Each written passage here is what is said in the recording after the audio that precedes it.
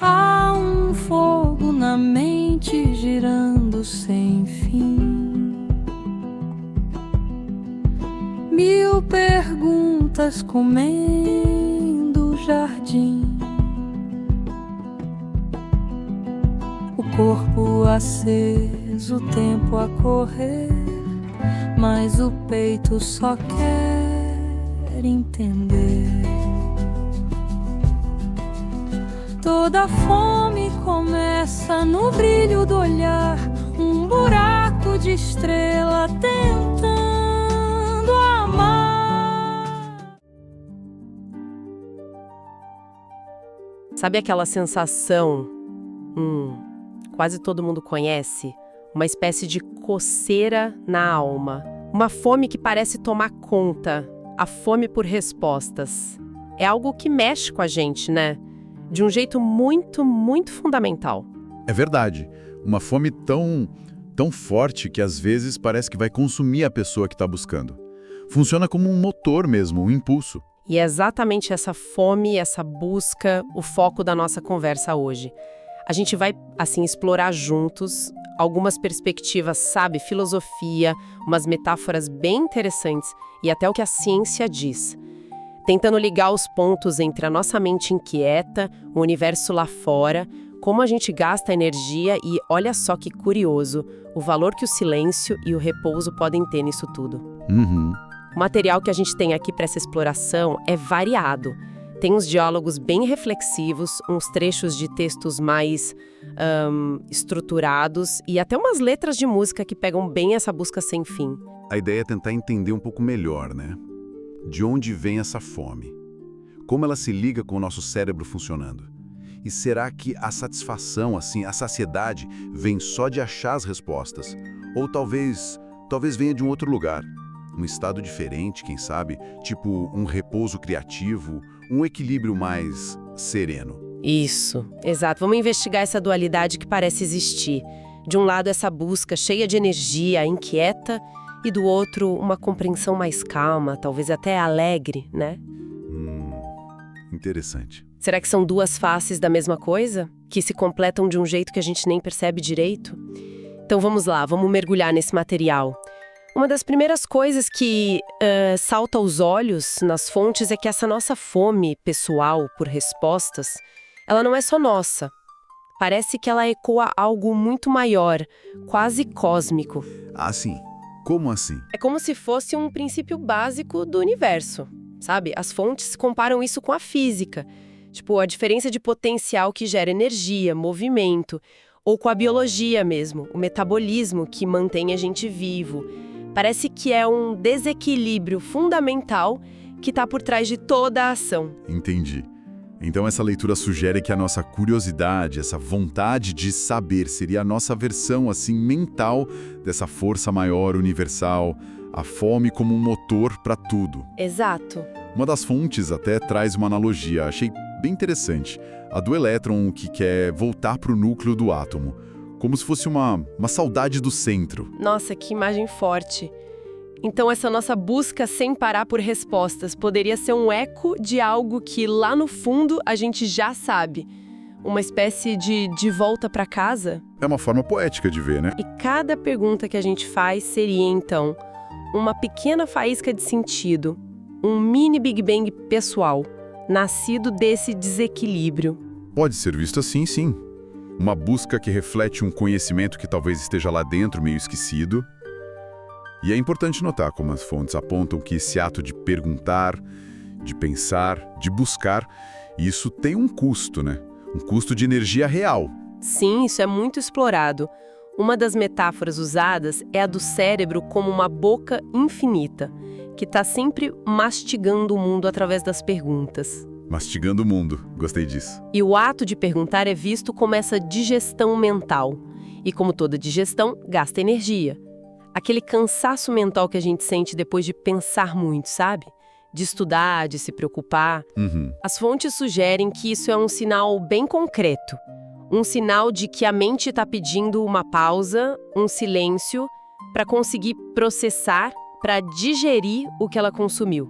Faz sentido, né? Totalmente. E essa linha de raciocínio leva a gente para umas reflexões quase míticas. Uma das fontes faz uma releitura bem curiosa da história do Gênesis. Ah, é? Conta mais. Nela, a Eva não morde bem uma fruta, mas sim a própria dúvida. E o Adão, ao mastigar a pergunta que surge dessa dúvida inicial, ele teria, metaforicamente claro, inventado o tempo. Inventado o tempo? Como assim, mastigando a pergunta? É bem poético, mas o que isso quer dizer na prática? A sugestão é que a dúvida quebra aquele estado de pura presença, de unidade inicial. A partir do momento que surge a pergunta, e a fonte original dessa linha seria a pergunta de Deus, onde estás? Feita ao Adão escondido, aí começa uma busca por respostas. Isso projeta a gente para o futuro, onde está a resposta, e faz analisar o passado, o que causou a pergunta. Essa tensão, pergunta e resposta, criaria a nossa percepção de linha do tempo. Entendi. A separação do agora. Exato, e por analogia, isso é ligado à própria origem do universo. Aquela flutuação quântica que teria rompido um estado inicial de equilíbrio total, o vácuo quântico, um estado de zen, vamos dizer, de zero perguntas, e aí, pá, começa o tempo cósmico, a diferenciação de tudo.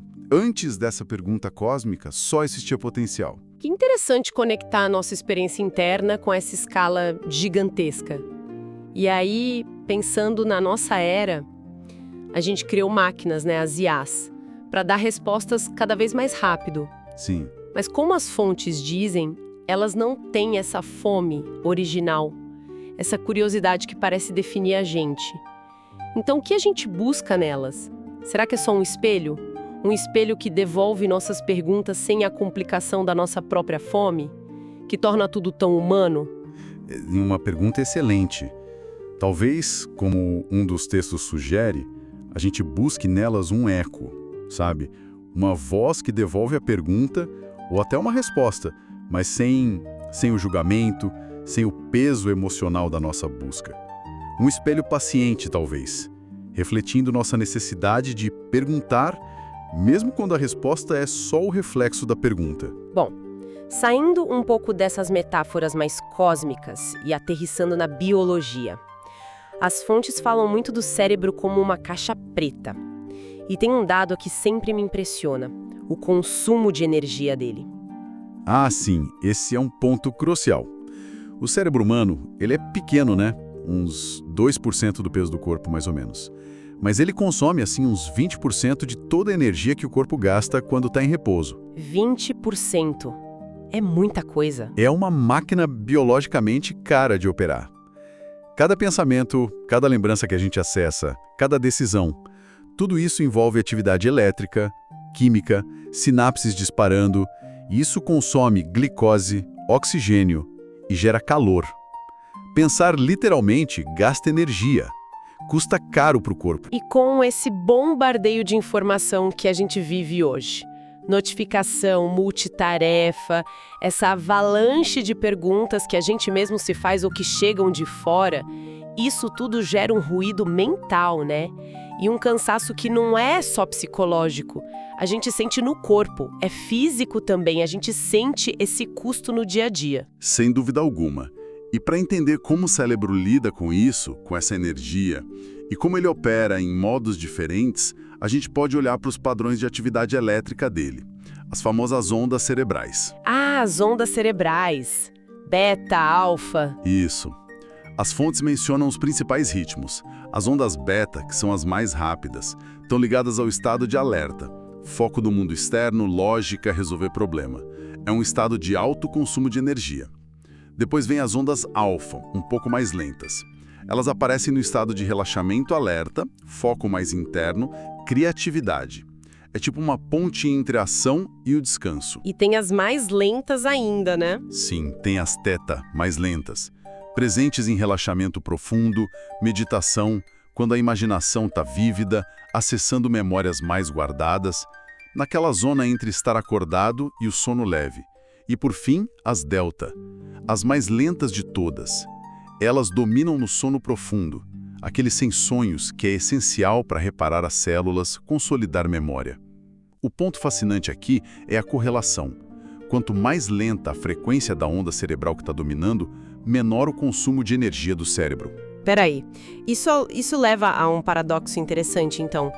Quer dizer que um estado de menor frequência, de talvez menos esforço consciente, poderia levar a uma percepção mais ampla? Ou a ter insights diferentes? Isso é comprovado ou é mais uma inferência das fontes? Olha, é uma área que está sendo muito pesquisada, mas a ideia central que as fontes exploram é essa mesmo. Diminuir o barulho do pensamento lógico, analítico, constante, que está ligado às ondas beta, mais rápidas, pode sim abrir espaço para outros tipos de processamento, mais intuitivo, criativo, associativo, ligados a alfa e teta. Não é bem pensar menos, no sentido de zerar a mente, sabe? Mas operar num modo diferente, que gasta menos energia. Nesse sentido, o silêncio mental não é um vazio, é quase uma estratégia biologicamente inteligente. Entendi. Faz sentido. Então o repouso não é só parar de fazer as coisas. As fontes estão dizendo que ele é um processo ativo e essencial para o cérebro. Exatamente. O repouso, seja o sono profundo, seja um estado meditativo, é a hora da manutenção cerebral. É quando o cérebro reorganiza informações do dia, guarda as memórias importantes, limpa os restos metabólicos que acumulam com a atividade intensa dos neurônios, tipo a proteína beta-amiloide, sabe? Sei, associada ao Alzheimer, né? Isso. E, muito importante, é no repouso que o cérebro restaura a coerência interna, a comunicação sincronizada entre as diferentes áreas. É como fazer uma faxina e uma reorganização geral para preparar o sistema para funcionar melhor depois. E essa ideia de coerência interna dá para ligar com aquele conceito de Zen que apareceu antes? Sim, essa é a conexão que as fontes propõem. O Zen, nesse contexto, não seria a ausência total de pensamento. Seria mais um estado onde o pensamento flui de um jeito mais harmônico, integrado, em fase com o resto do corpo e, quem sabe, até com o ambiente. É como um retorno metafórico àquele ponto zero inicial, de potencialidade pura, antes da primeira pergunta do universo. A meditação, por exemplo, é vista como um treino para a mente voltar a esse estado de menos ruído e mais coerência, que, por sinal, é energeticamente mais econômico. Você falou em coerência. Como a gente pode entender isso de forma mais concreta no cérebro? Coerência, nesse contexto do cérebro, a gente pode pensar como um funcionamento mais ordenado, mais eficiente. Imagina assim, várias áreas do cérebro trabalhando juntas de forma sincronizada, como músicos numa orquestra afinada, sabe? Em vez de cada um tocar uma nota aleatória.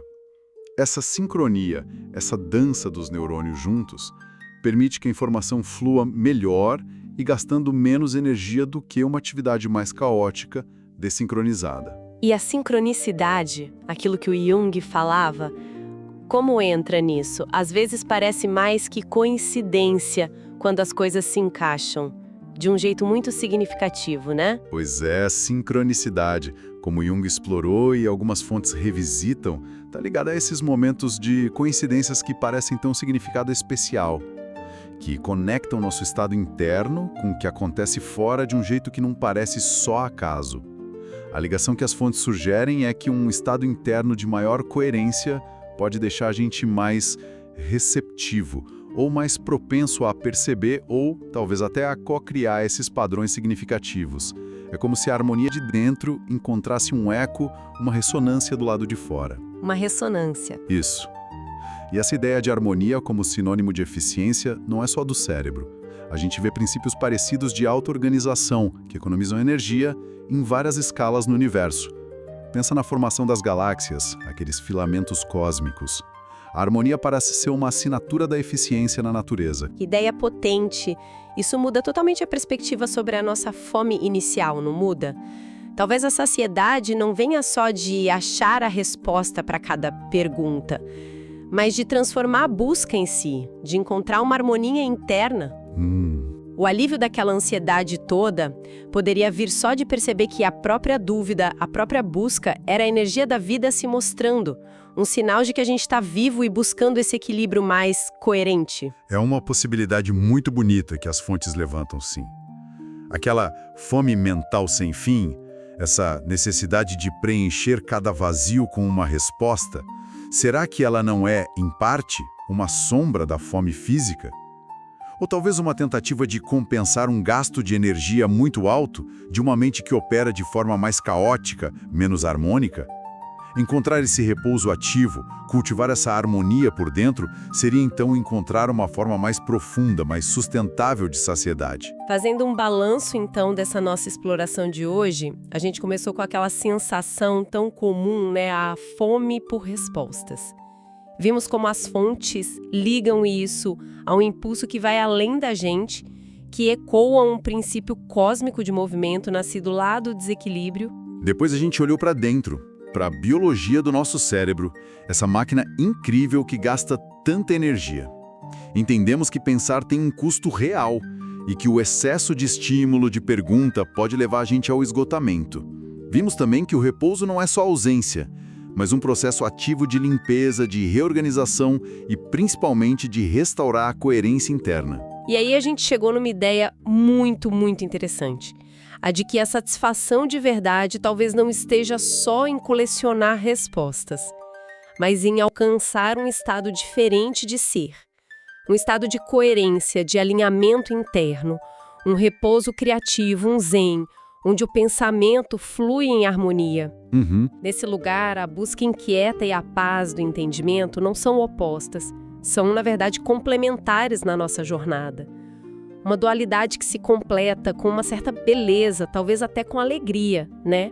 Fica claro, pelo que a gente viu, que nossa busca por respostas é com um princípio universal de movimento e que, num nível bem prático, gerenciar nossa energia mental pelo repouso consciente é biologicamente eficiente e fundamental para ter clareza. Exato. E isso faz a gente pensar, será que a inteligência mais profunda não está em ter todas as respostas prontas, mas sim em desenvolver a sabedoria de saber quando? Quando pausar a busca? Cultivar essa capacidade de repousar dentro do próprio pensamento, de achar e manter essa coerência interna. As fontes sugerem que o universo, ele não busca um sentido fora dele mesmo. Ele é o próprio ato de se questionar, de se experimentar o tempo todo. E nós somos parte disso, parte desse questionamento cósmico. E para fechar, fica uma imagem bem poética de uma das fontes para a gente pensar a respeito. A do universo que suspira aliviado quando uma mente, que é uma pequena parte dele, encontra seu eixo, seu repouso coerente. Um suspiro cósmico. Fica o convite para refletir.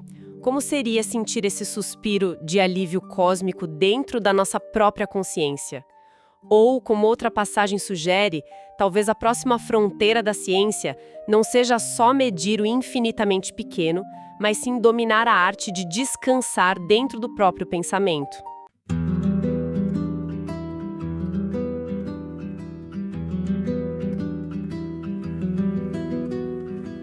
Há um fogo na mente girando sem fim, 1000 perguntas comendo o jardim, o corpo aceso, o tempo a correr, mas o peito só quer entender.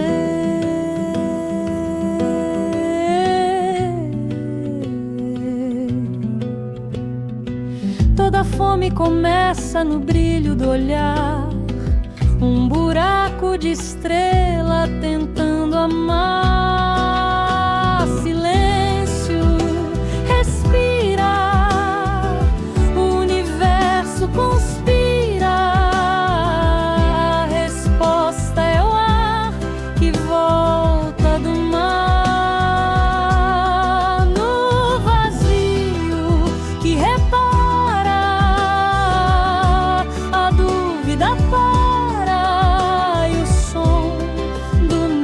Diz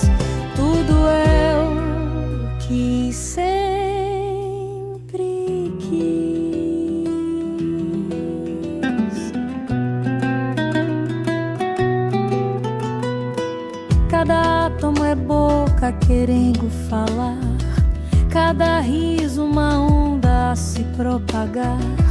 Gastamos luz pra tentar compreender, mas o mistério só quer ser.